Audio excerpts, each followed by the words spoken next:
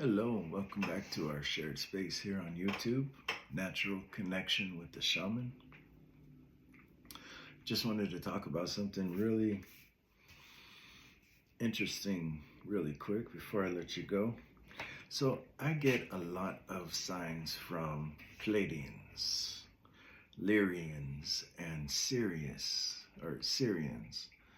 I never talk about it much because I just take it as it comes and go with it. So I decided to look a little deeper into what these three have in common, right? And Pleiadians can send you signs like you'll see the seven sisters, or if you look in astrology, you know that they are in Taurus. There are seven, they are called the seven sisters. But you can also get numbers 444 because they are 444 light years from Earth. But Lyrians, they kind of come in cat energy, right? Cat energy is very grounded, very calm, very content, and you'll get signs like Lyrans. You'll see cat emblems, or you'll feel like a lion presence. I remember one time on psychedelics, I saw my daughter was a Lyran.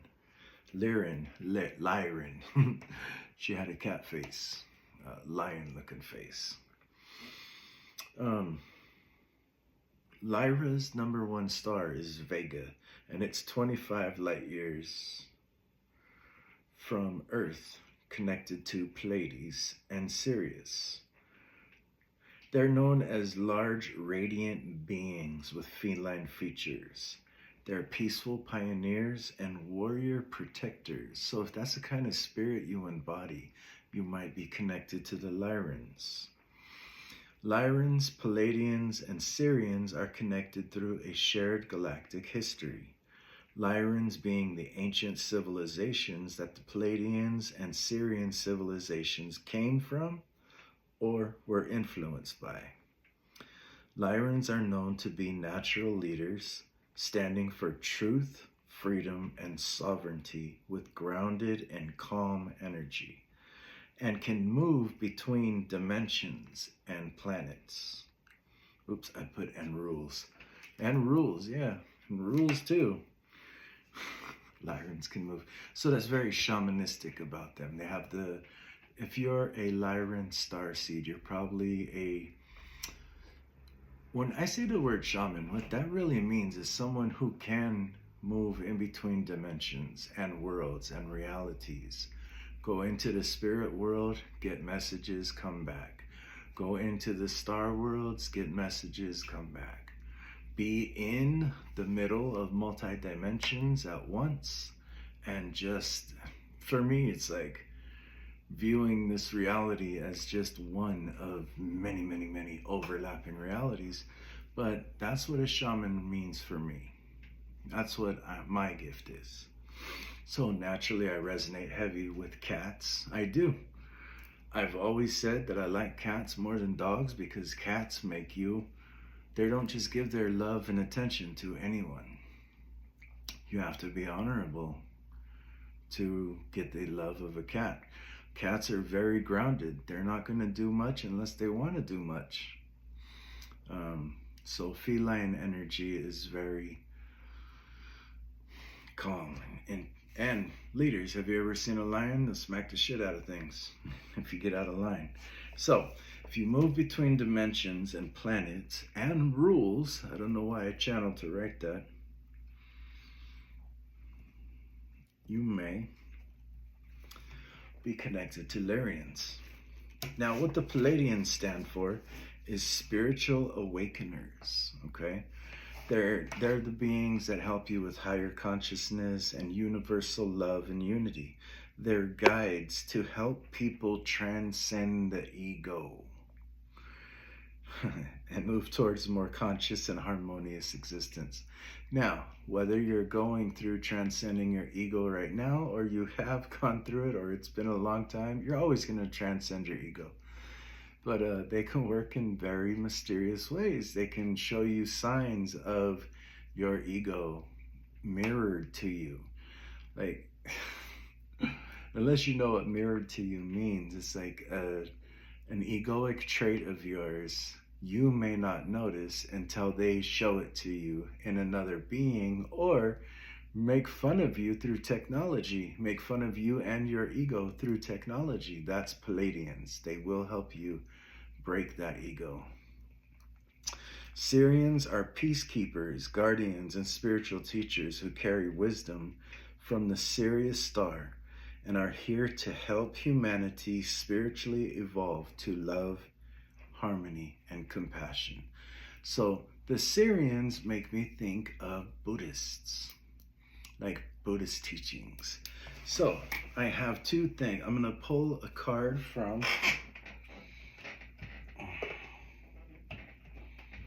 Cosmic, if I can get it, the Cosmic Oracle for Pleiadians.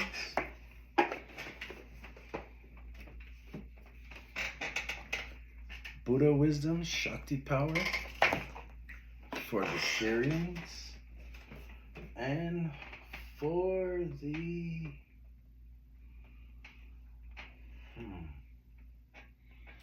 Lyrans,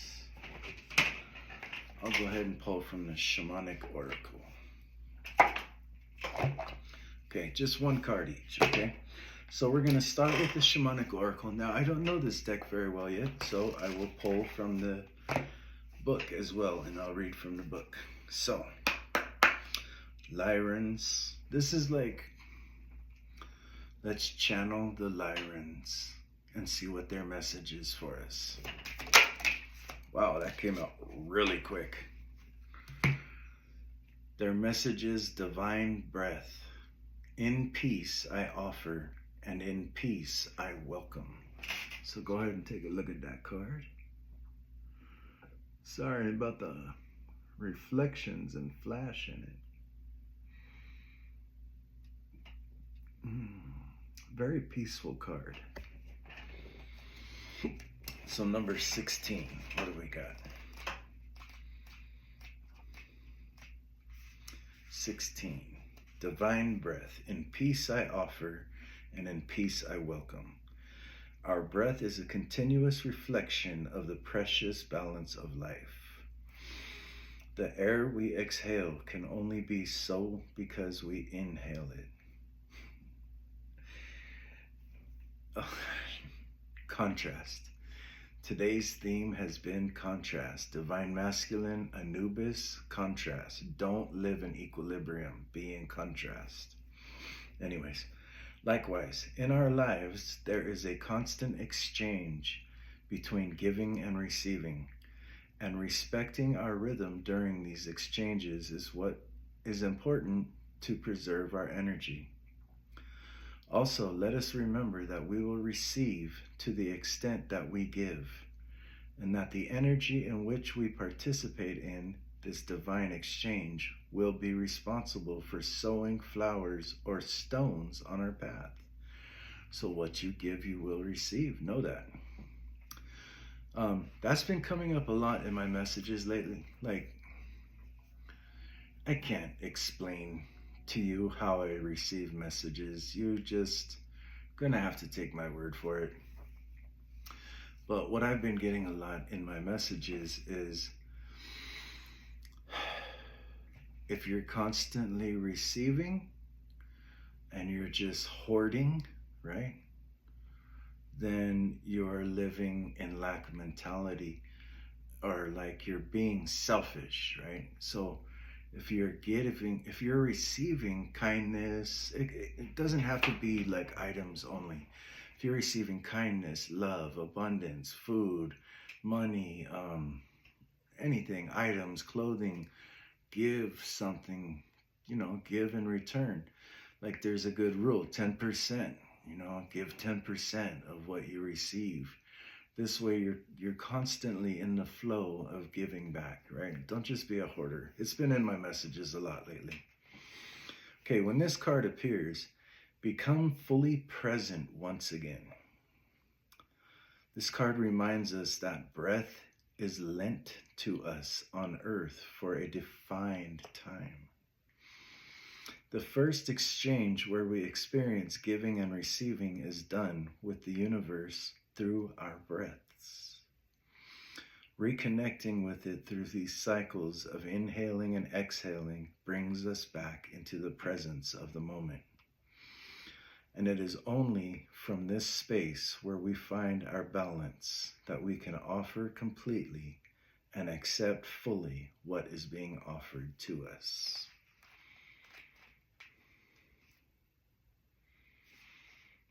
That's integrating the message. Let's grant ourselves a moment to reconnect with our breathing and give it our full attention. So come on, breathe with me now. Breathe in through the nose, down to your stomach. Kind of close your eyes, if you will.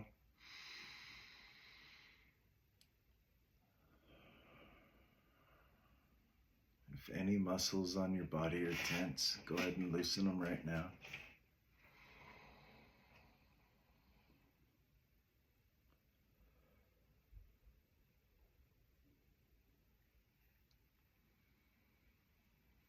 Breathe in blessings and breathe out gratitude. Be thankful for your breath. You always have something to be thankful for, even if all it is your breath. Practice the art of being thankful. Let's focus on the base of our nose, right at the entrance to our temples, the precise place where air enters and leaves our body at a constant rate. By feeling the fluidity of this perpetual exchange, we can honor the breath entrusted to us, and through which we can live this earthly experience filled with lessons.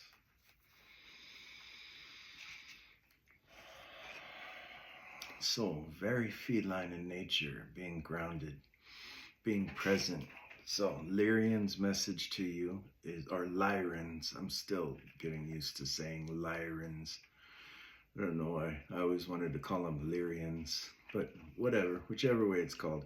Feline energy, Lyrans, divine breath. Connect to the divine within you by being present during breath work, okay? So, let's see what the Pleiadians have to say, or Pleiadians. What do the Pleiadians have to say? Here we go, we got 2. Victim complex, okay? And redirection. So I take it they want to redirect your victim complex, but let's find out. You think everyone is against you, and this attitude attracts more hardships. Stop the self-pity. Actively create happiness, and the flow of abundance will pour into your life. Redirection. You are being called to skillfully direct others' attention, not to manipulate, but to achieve goals in reality. With precise words and logic, focus attention towards positions that benefit you. So stop thinking people are against you and start redirecting your attention to what can work with you. How can things help all of you? All for the highest good. And then let's go to the Sirians. What do we have from the Sirians? Okay, got another jumper.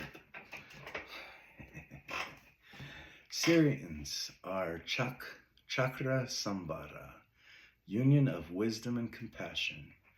Love-making can bring wisdom and compassion or mire us in lust.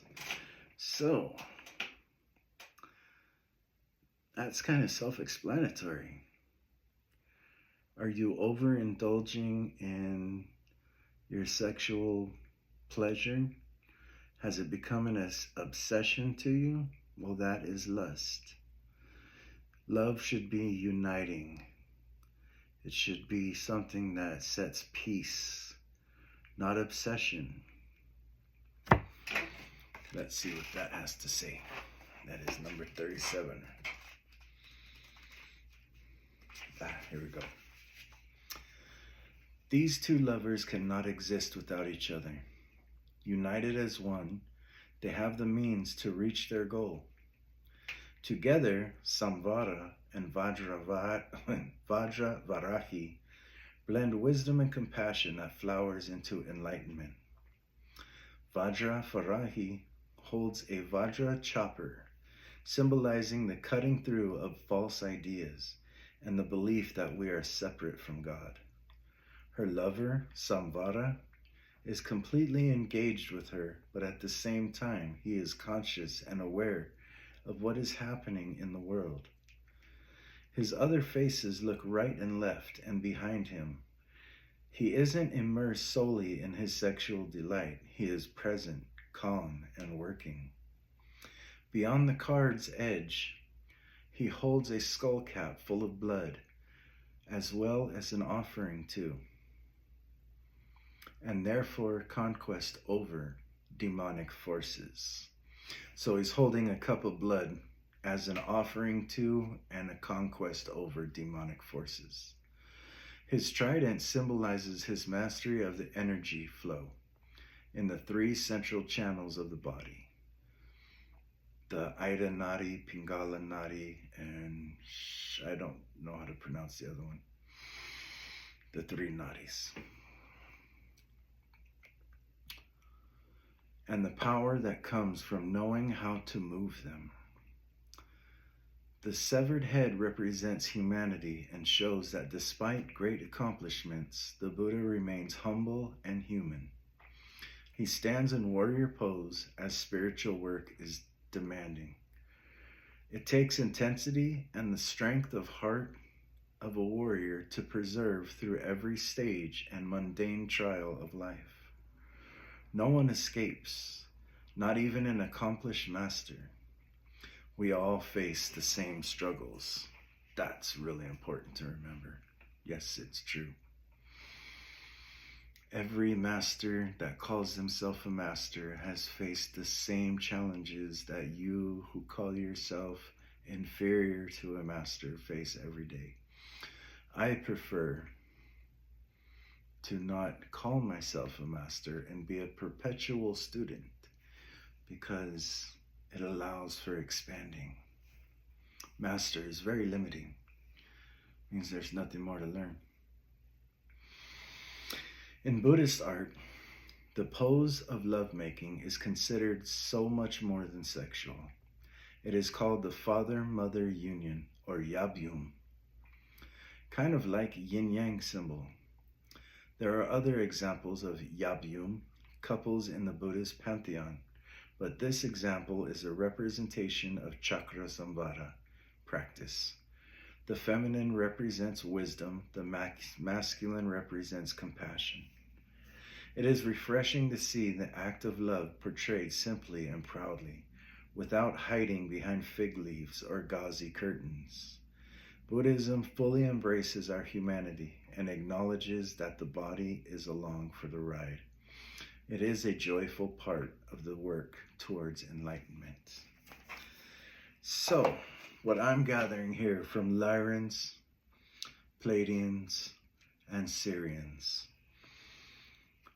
Ground yourself, practice some breath work, realize that you're on this planet to work together with others, not against, and don't deny yourself this experience. This is an experience to enjoy and be a part of. Don't get too obsessed with the physical desires and pleasures of the earth, but have a balance in between all of them. So that's what I have for you. Channeled messages from the Lyrans, Pleiadians, and Sirians. Peace out.